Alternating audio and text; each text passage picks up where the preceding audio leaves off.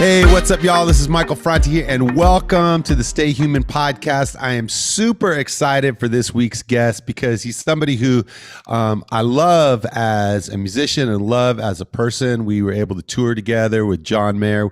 We're trying to figure out how many years it's been, and we were measuring it by, you know, some people measure like rings around a tree. We're measuring by like the height of our kids, the age of our kids. And so it's been like 9 or 10 years since that time. And, you know, while touring alongside artists such as John Mayer and Dave Matthews Band, David Ryan Harris, who is our guest, has released 6 solo albums, and he's written or co-written with the likes of Sebastian and Lupe Fiasco, James Bay, Phillip Phillips, Tedeschi Trucks Band, Marc Broussard, Hunter Hayes, who I love, Lady Antebellum, the Shadowboxers, Hootie and the Blowfish, Gary Clark Jr., and just tons more. He's a songwriter, producer, singer, and musician with studios in both Los Angeles and Nashville. And he's got a beautiful album of covers of songs that are political songs, which can be found here on Made in America.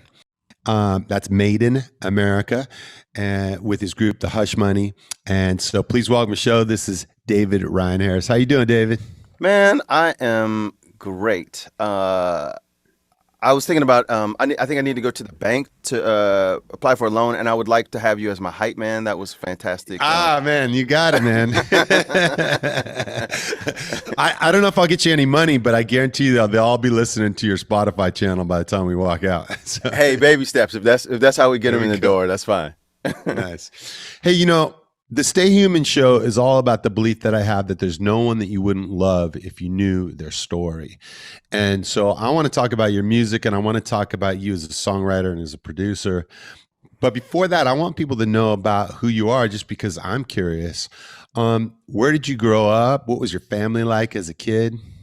I grew up, well, I was born in Evanston, Illinois, like just outside Chicago, a suburb of Chicago.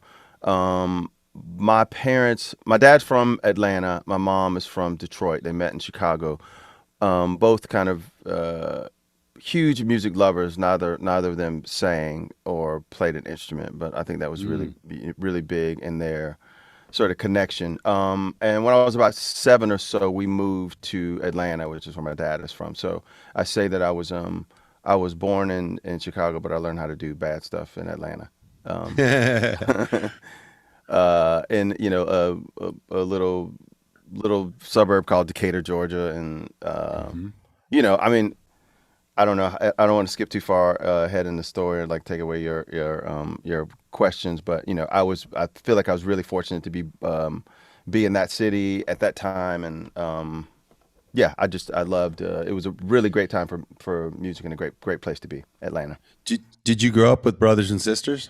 I have a younger brother, but not musical at all, and we're like 5 years apart. And I think 5 years is like that. It's the perfect window where, like, you don't go to high school together. You just kind of have separate friends, you know. So we're close in that we're family, but we didn't really have a lot of, we didn't get into trouble together as brothers or anything. Yeah. And that sibling rivalry, was it there, or was it that kind of like you were always the older brother and you're always looking out for a kid brother? I was kind of, it was that scenario. I was always sort of the older brother. There's really nothing to compete for when you're 5 years apart. You're not trying to compete for the same girls, or you didn't like the same music, or, weren't trying to get the same quarterback spot, or, any of that stuff. So in that regard, the 5-year spread was a good thing. Mm-hmm. And what did your folks do? My dad did all kinds of stuff. He was like a traveling salesman at one point. He worked for Hunt's, it's like selling tomato sauce. When I was in my early I grew up right next to a Hunt's factory. You did? My dad was selling their wares. There was a time of year when the whole town smelled like ketchup for like 3 weeks. What's your relationship with ketchup right now? At this point? I love it. Okay. I still love it. Yeah. He kind of my dad was super funny, really charismatic. So he did lots of stuff in my early teen years. he was a welder, so he had like Hmm. a burglar bar shop. So he made like burglar bars and wrought iron steps and Mm. stuff like that. It actually taught me how to weld and do that stuff when I was I don't know, 14 or so, 14 or 15. And my mom, the only job that I ever really knew her to do, she worked for a guy doing like medical billing. Hmm. And they worked in this huge, I think about it, it was like this huge building and like this one huge room. And she was like the only person in this gigantic room. I think it was just the two of them, which, now I think about it, must have been, you know, on one hand really lonely, but on the other hand, like really cool to not have to deal with any other coworkers or I remember like on the times when she couldn't get anybody to babysit, I would go to work with her, and I distinctly remember like the radio would be as loud as anything, and listening to Doobie Uh-huh. Brothers or all that's really good mid to late 70s radio. Yeah. Yeah, I grew up with that music too. There's so many just great songs and just great sounds that have memories for me as a kid. And was was radio a part of your life? Like you'd go there with your mom, you'd hear all this great sounds. Was it part of your childhood growing up? Or Um, did your parents play music in the house? Or my dad always had all the cool records and all, like he was a huge like bebop guy, so he loved like straight okay, ahead jazz. And um I think that was the scene, I guess, when they were getting together. Miles had an amazing band, Miles Davis at the time, and then you have the Chicago blues scene. And my mom loves the blues. That was her jam. And my dad loved jazz, but my dad also was the one that was, he was a record store guy, so he had all the cool records. So it would be like, uh, Bitches Brew, but then he also had Prince's Dirty Mind. mm-hmm. And music was definitely um, always going in the house. Yeah, I remember them, entertaining when I was really little, and the music is the one thing that I remember. Like I don't remember the smell of cigarettes or any of that. I just remember music's playing all the time, uh-huh.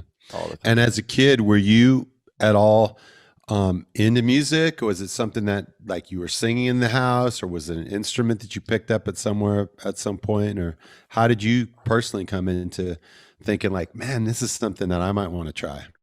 Family legend has it that I've just sang before, almost before I could talk. So I've always Okay. been singing, or I find myself, humming under my breath, and wouldn't even realize I was singing. So that was always um, in me. And there was never a big moment for me where I was like, oh, I want to be uh, an entertainer, or I want to be famous, or I see myself in this particular uh, I don't want to see my name in bright lights.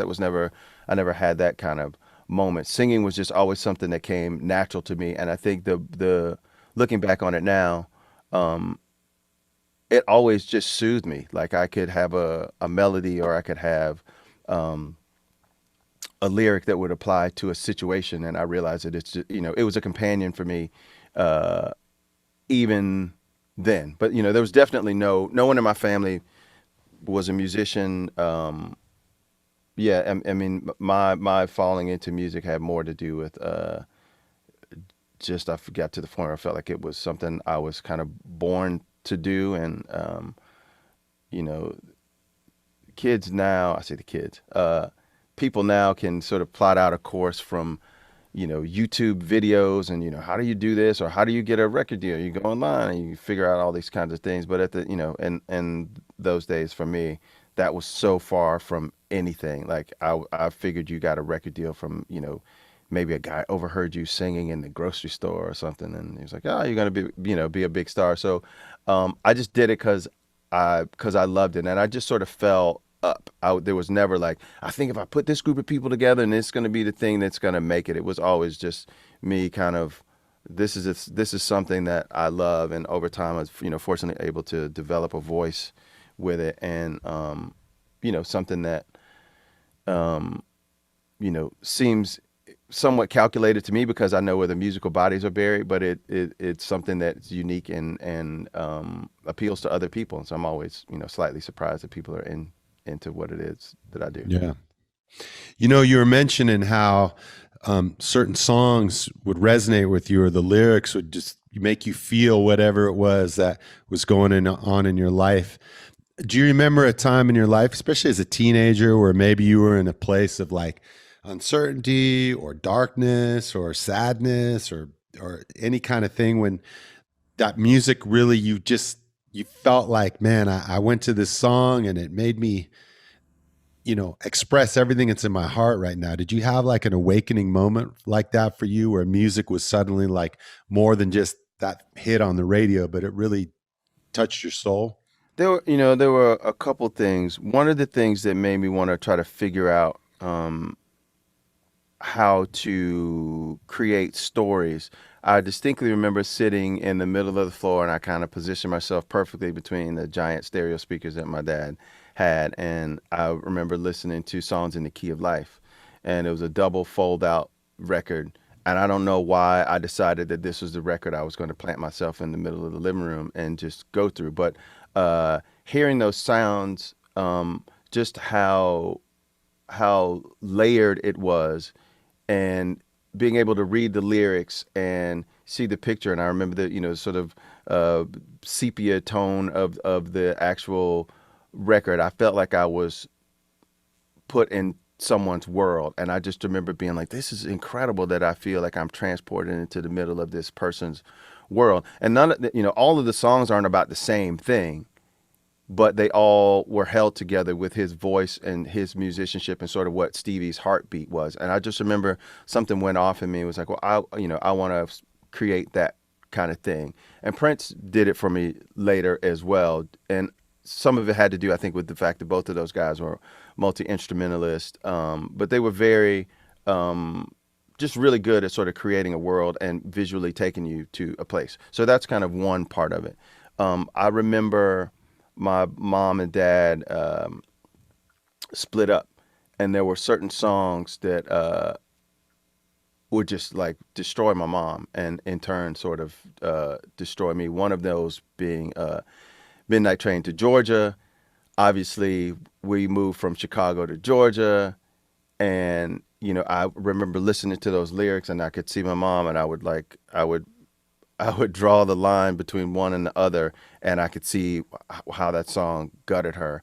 And there was this other song, this Kenny Rogers song, Through the Years, and that song would come on. Like my mom just passed a little while ago. Like I'll almost start crying here, but Through the Years would come on, and I would like dance on my mother's, like my feet would be on her feet, and we would just be holding each other, and she would just cry, and I would cry because she was crying, and there was no way to for that not to be interwoven with that song and those lyrics, and just how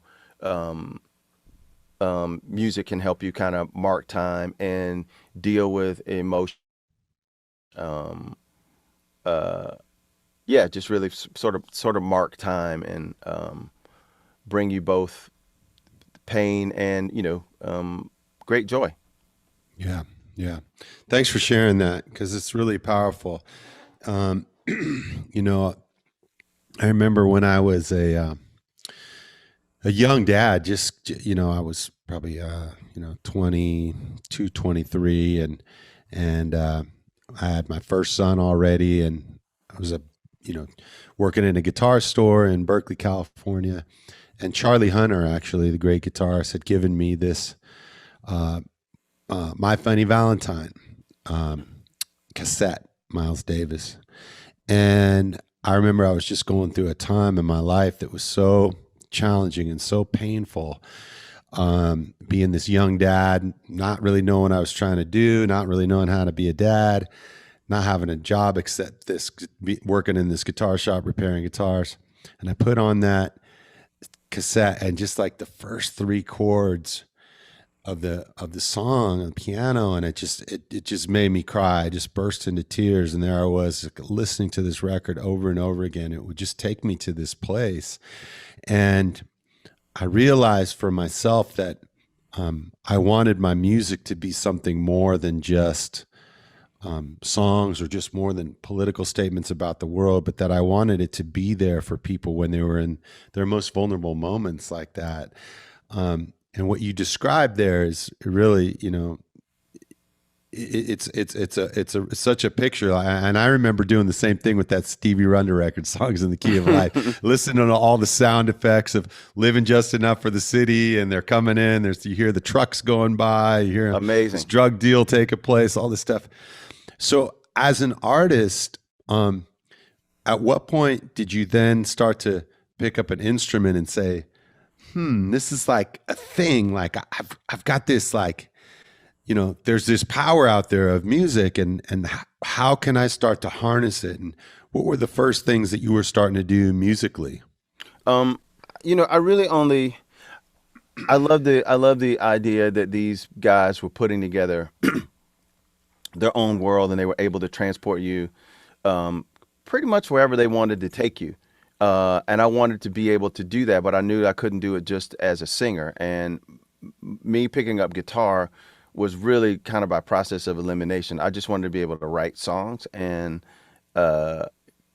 keyboard, you can't take to the park, and guitars just seemed like the thing to do. And looking back on it, it was a really like an amazing time for guitar, because we're talking like 84, 85, and you got all the hair band stuff and some truly virtuosic guitar players. And I had to kind of look around and say, all right, do I want to do Eddie Van Halen where I practice for 8 hours, or am I just trying to like do my thing? And I decided, I don't want to practice guitar for 8 hours. I was just trying to have a vehicle so I could tell my stories. Yeah. And so, it really was kind of the perfect storm of that. And I really got into a lot of bands from the UK.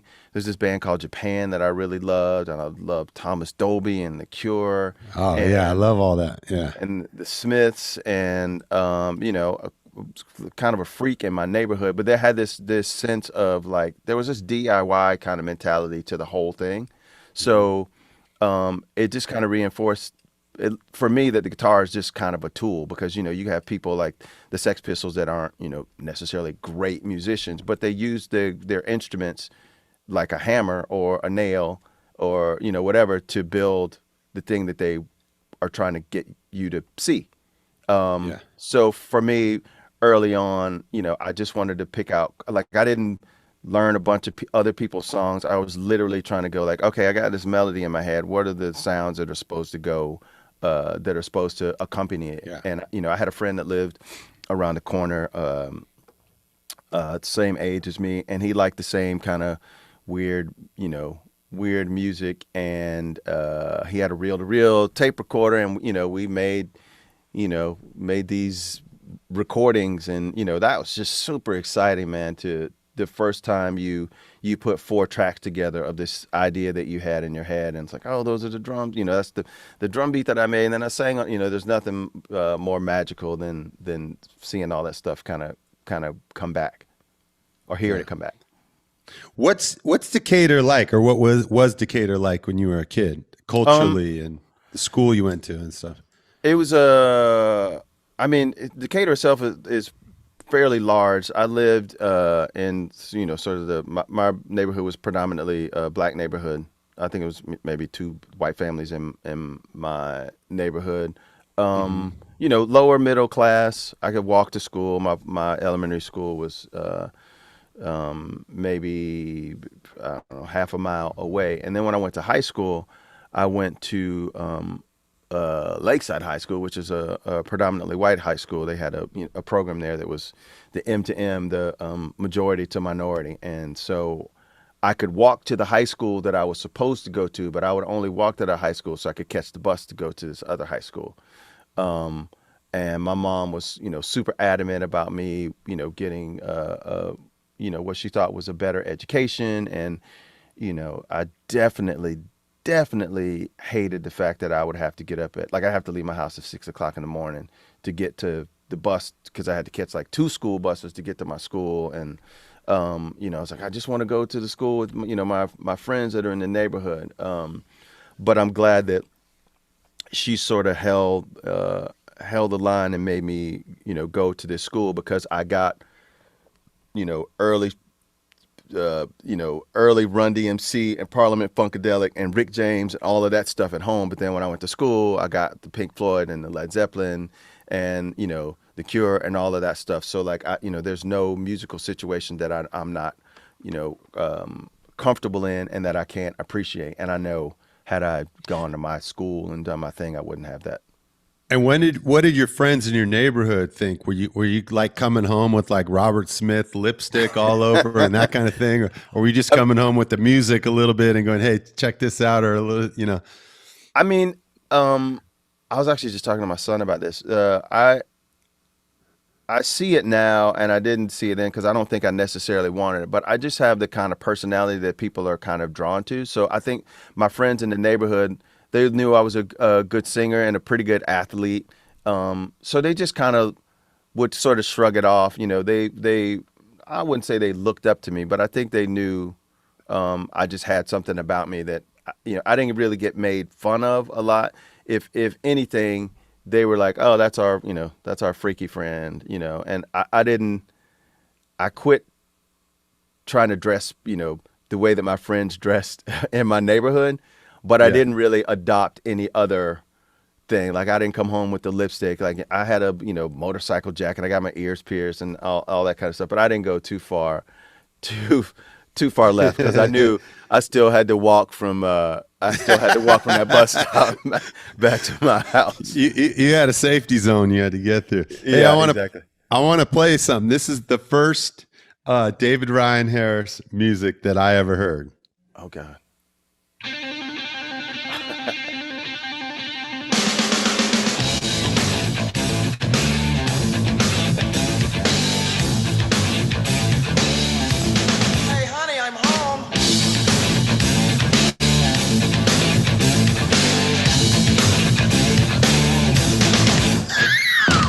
Myself to the railroad tracks with the dagger lust in my chest and the rings of commitment on my back. My face is a two-sided man. That is Follow For Now and track Holy Moses. That was the first music of yours that I ever heard. Tell me about that. So there was obviously there weren't a lot of black kids in my neighborhood that listened to Thompson Twins and Simple Minds and Zeppelin and the Police and all that stuff. So naturally, anybody that knew any other people, any other black kids in the neighborhood, they were like, "Oh, well, you should meet this dude because he likes that same crazy shit you like or whatever."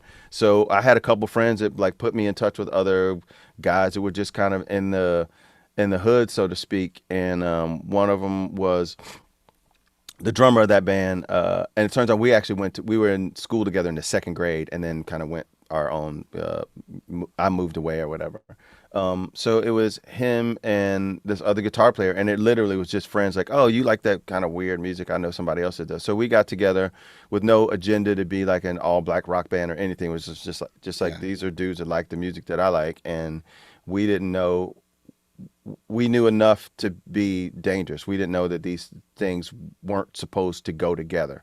The sensibilities that we got from, our neighborhood and the sensibilities that we got from, MTV at the time, which was a predominantly, sort of white thing and, a rock thing. So we put this band together straight out of high school for me and just started playing shows because we loved to do it. I think, I can't really remember what I would have thought success was at the time, but it certainly was not headlining arenas. Like success to me was probably being able to play in a city other than my own and drink for free, So, that band really taught me so much about how to put songs together and what it means to put a show together and how it means, we learn how to be men together. Those are my brothers. I reflect on that incredibly fondly, and I miss a lot about that group. But we were just like just little punks, just trying to do our version of Fishbone meets Bad Brains meets, Jane's Addiction meets Soundgarden meets, Sap, whatever. We just threw it all together because those were the things that we loved. That record got around because it was a record that I knew, and I knew your guys' music, but I didn't know that it was you. And you had Follow For Now, and you're out there, just really getting your first experience of music and touring and making records, and then, or at what point did you think like, I want to start collaborating with other people? And I know you work with Dion Ferris from Arrested Development, and you started working with a lot of other artists. Walk me through that kind of thing of saying, like, as a musician, as a writer, as a producer, that maybe there's more than me just being in a band in a van driving around the country. Honestly, having my first son, I was probably 24 or so. Follow For Now had put out the one record, and we thought that our managers, although they really loved us, we didn't feel like they understood where we were coming from musically. And so we went to them and said, hey, we want to do something that is more us, and we're not really sure that you guys understand where we're coming from. Like, you love us, but you're, two older white guys from Alabama. Like, so we went to them in the most gentle, respectful way and said, we'd like to get other managers. And I think their feelings were really hurt, and they responded by suing us, which really kind of just broke the band apart. We dealt with it for as much as we could deal with it. And then I had this son, and we were playing these shows, and I felt like we were playing the same songs, and we kind of got to be like a little bit of a novelty act. And then I just had a couple people that came and said, hey, I'm Dion Ferris came, and she's like, hey, I'm making this this record, and we looked up to your band or whatever. Would you like to write some songs for me? So we wrote a couple things together, and then her A&R guy was Randy Jackson. And Randy was like, hey man, I'm supposed to be producing this record, but I really dig what you do. You should do it. And so for the first time, I found, myself with my buddy Milton in the middle of a studio, kind of telling people what to do, and realize all of the time that I spent looking over engineers' shoulders in my career was not for naught. Randy Jackson was producing her record, and he was like, hey, you should do this. You can produce this record, which was a huge honor, and definitely for myself, fighting above my pay grade at the time. But it kind of helped me figure out what it means to work with other people, because I was only used to working with the guys in my band, and it's just a different kind of relationship, because those are like literally my brothers. Sometimes I have to figure out the diplomatic way to tell, it's just like family. And so I did that, and over the course of doing that, I remember I played Randy these, 30 songs or so that I had done on my cassette 4 and 8 track, and obviously I thought that all 30 were amazing, and he listened to them and was like, hey, I like these 4. And I remember thinking, because those songs are spread out over the cassette, I know that he's not saying that he likes just the first 4. So I feel honored that he listened to the whole thing, and I also feel honored that he's not gonna bullshit me. Like, that'll be my guy. I'm not gonna play him something, and he's just gonna tell me what I want to hear. So that record came out on Columbia. Fast forward a few years later, and a really good friend of mine, Brendan O'Brien, like a super prolific rock producer, produced a bunch of Pearl Jam and Stone Temple Pilots and Bruce Springsteen, Rage Against the Machine. From Atlanta, he got a label deal through Sony, and he could essentially take any of his acts to any of the Sony associated labels. So that was, at the time, it was Sony was sort of the umbrella, and then under that was Columbia, Epic, 550, and one other that I can't remember now. So I was like the second person signed to Brendan's label as a solo artist. I put this record out.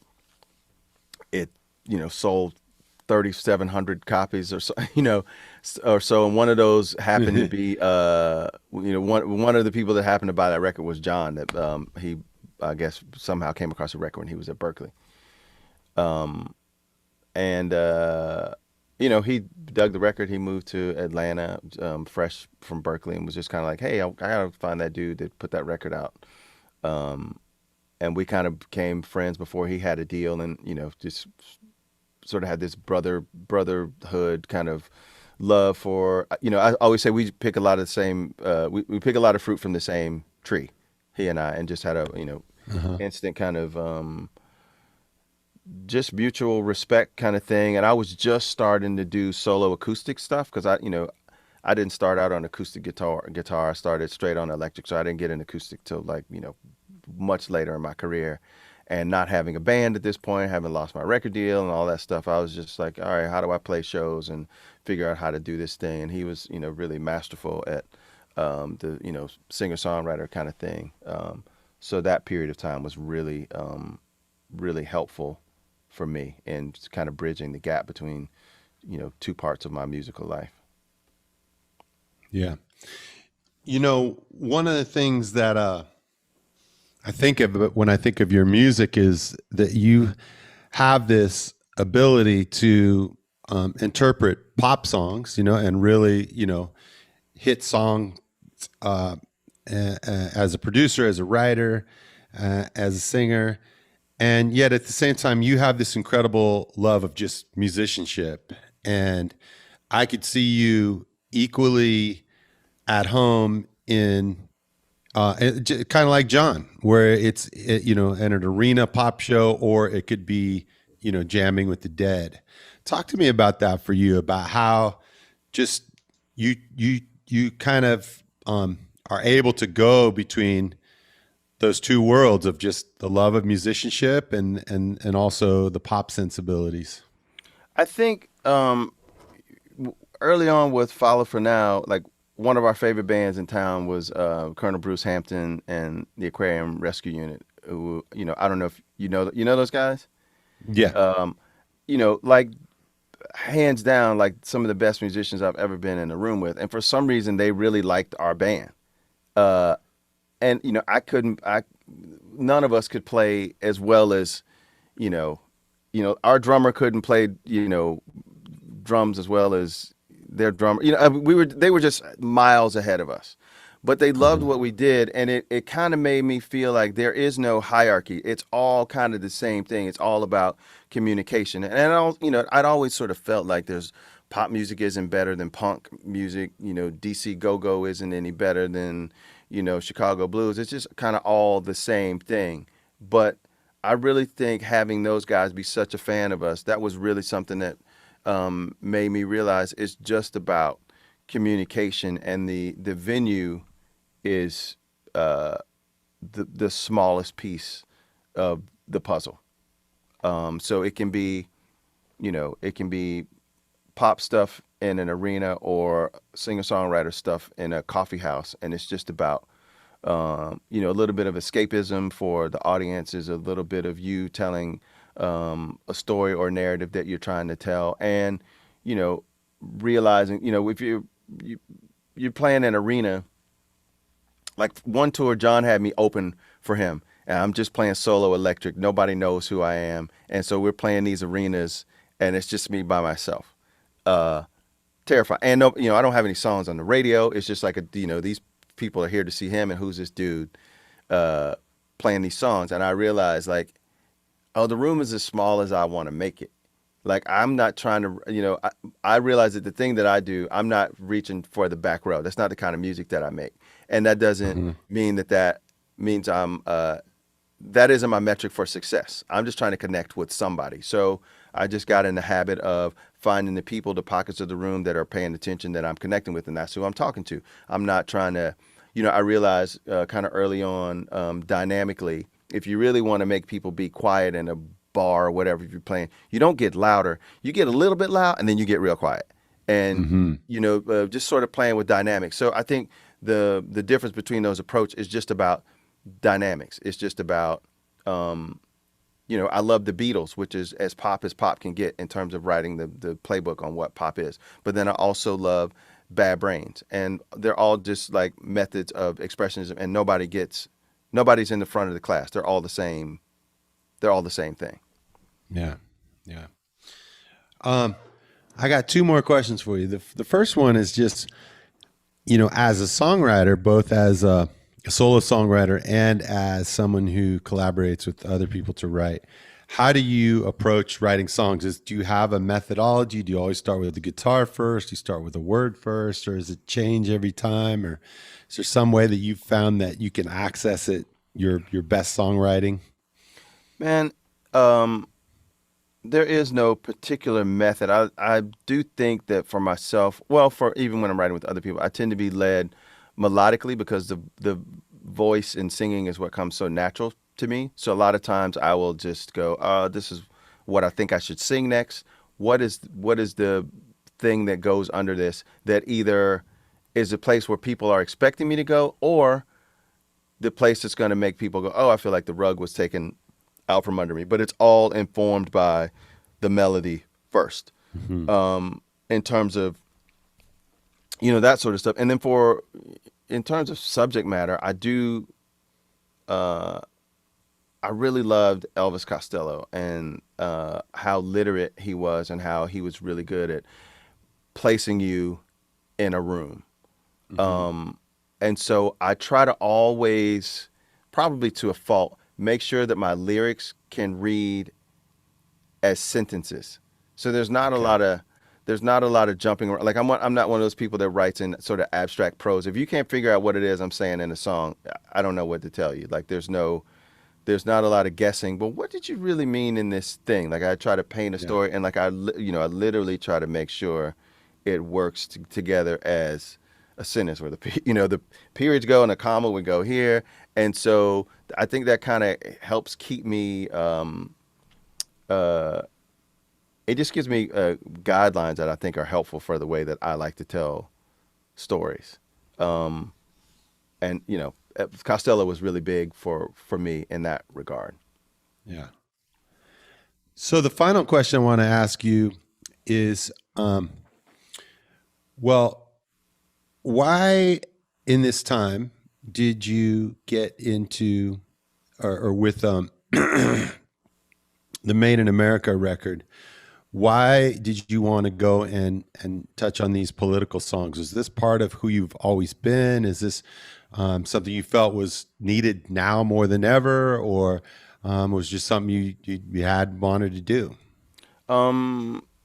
So I'm 52, so that was for my 50th birthday, and I always wanted to, like at my dad's funeral, he had different pockets of friends because, like I said, he kind of bounced around, was super charismatic, always the funniest dude in the room.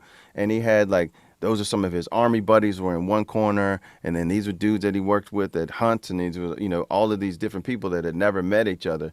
And I was like, the one person that would rock this party is my dad, and he's not here. And I was like, people will come from all over when you tell them to come because somebody's died, but they won't just come together because you're having a party on a Saturday night. So I was like, I really want, I think of my friends as my roses. I was like, I want all my roses together when I can smell them. So I've just tried to think about, and I've always wanted to make a record where kind of like this mythology that I have in my head about how music from the Big Pink was made, where it's just a bunch of dudes living in a house, they wake up in the morning, make coffee, they're reading the paper, eating breakfast together, and then they kind of, stumble into the studio and see kind of what happens. I love the romance of that idea of making a record. So I said, look, I'm turning 50. I don't plan on dying anytime soon, but as far as I'm concerned, if you come to this thing, I'm gonna let you off the hook.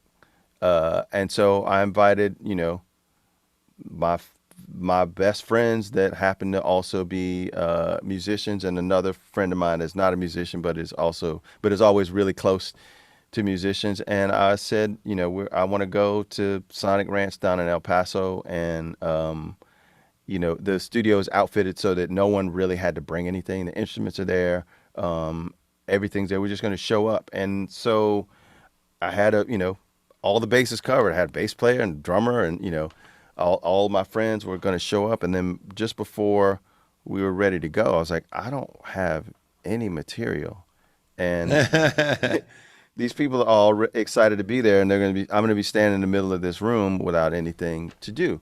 So that just sort of met up with the idea that I was, looking around at what the world looked like in 2018 and going, man, nobody's like nobody sees what I'm seeing. Like there's no protest songs. There's no like, and even if it's not protest, like my thing was like if someone did a soil sample of what it feels like right now, there's no part of the soil that feels like what it feels like right now.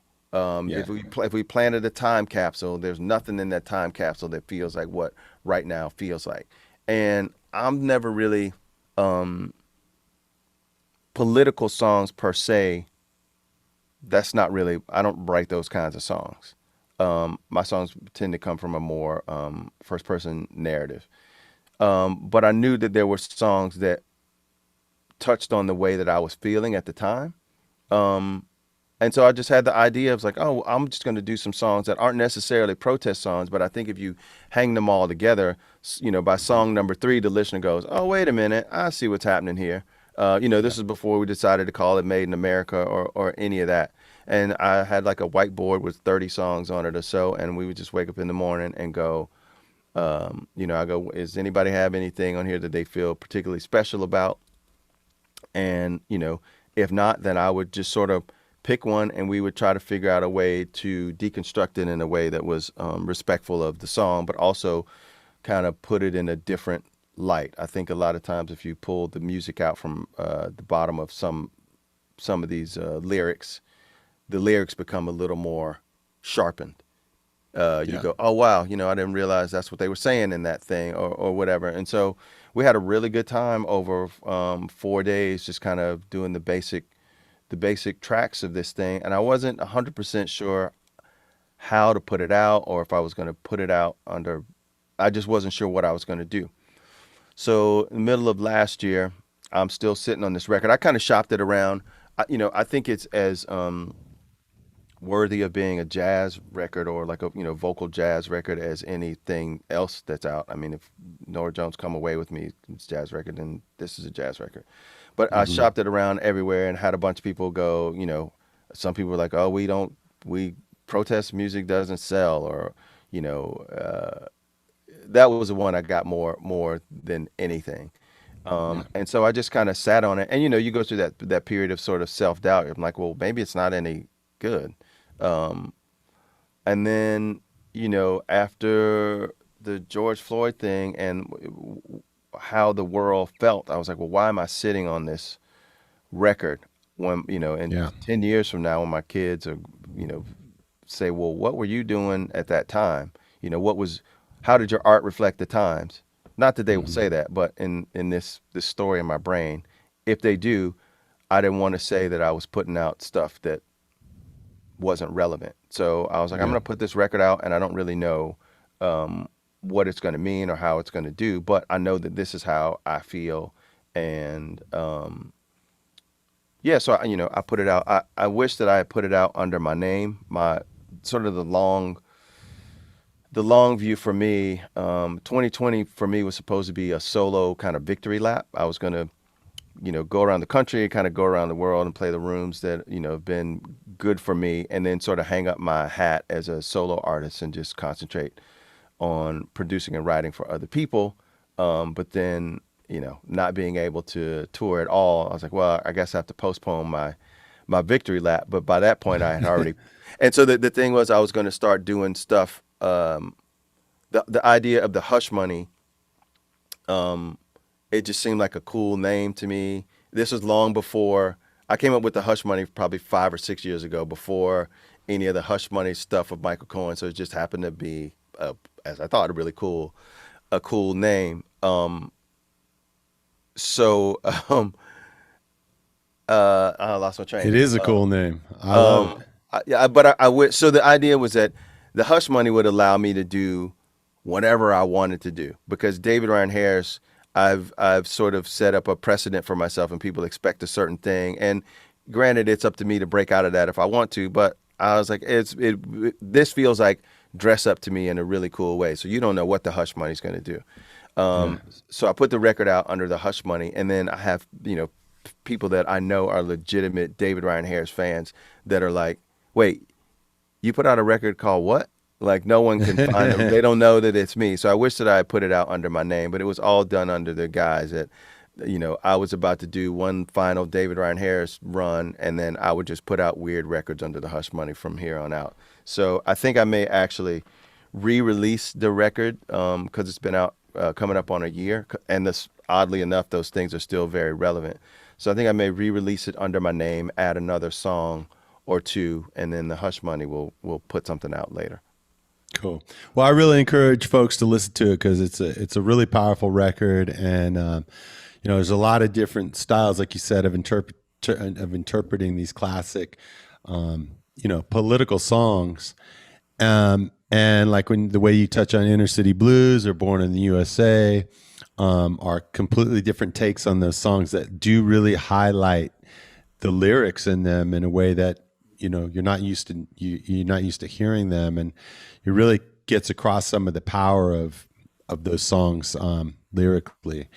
And I just love the performance, and I wish I knew how it would feel to be free. Your vocal performance is just so powerful, and so for folks who don't know your music, it's actually kind of like a really good starting place, and then go back through and pick up all the other David Ryan Harris records and enjoy those too. Yeah, I would definitely say it does have it has all the David Ryan Harris flavors and ingredients in that record, even though those aren't my songs. Even the musical turns, even though I didn't write them, all those things inform what it is that I do. Yeah.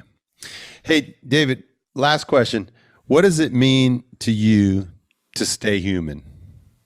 To stay connected and to realize that we're at our best. We are trying to figure out a balance between being of service and making sure that you never get lost in the giving of that service.